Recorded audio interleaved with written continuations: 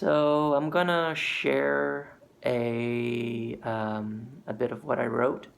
This is the fifth book of cognitive adaptation, and this is Dynamic Mind, and these are my thoughts on population control. So here we go. I began writing this the 3rd of September, so last night. Many world governments have a rather sad or bleak view on overpopulation.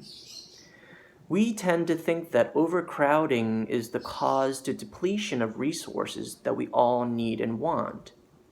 But in actuality, it's not that we don't have different, untapped sources of energy, but really it is the type of instillment of values, education, and forms of self-regulation that determine the sustainability of a group or population.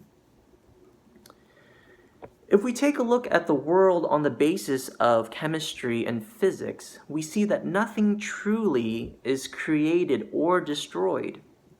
Only energy and processes change. And it's that some mindsets believe that one group must take from another in order to survive. I don't believe that to be true at all. It's about gaining the proper education to create a sustainable way of life that has always existed on this planet. The idea of war is a result of the lack of proper education, regardless of if the group is small or large.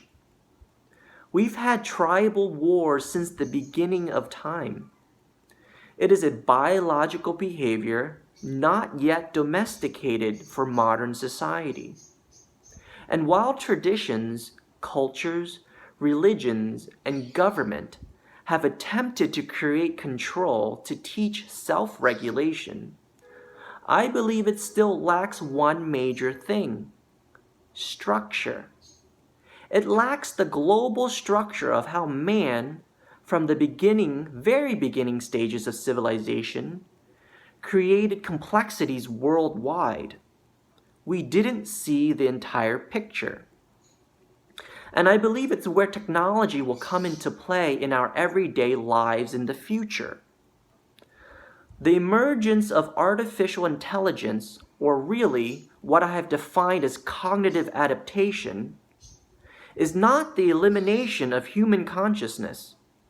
In actuality, it is the type of technology that should bring about our humanity. Oftentimes, in our very immediate view of our existence, we lose touch of not just our goals, but the meaning to our lives. We simply move along with the crowd and forget that our choice in life determines our success. Artificial intelligence is still at the beginning stages of mimicking human consciousness because it's too polar. It's extreme. Cognitive adaptation is the active human decision-making a person makes as they travel through their life experiences. I'm not promising a utopia because human beings intrinsically are filled with error. However, the advancement or speed at which we develop is a direct result of active reasoning. It is an emotional logic, an art that guides us to fulfill whatever we desire within the framework of our collective minds.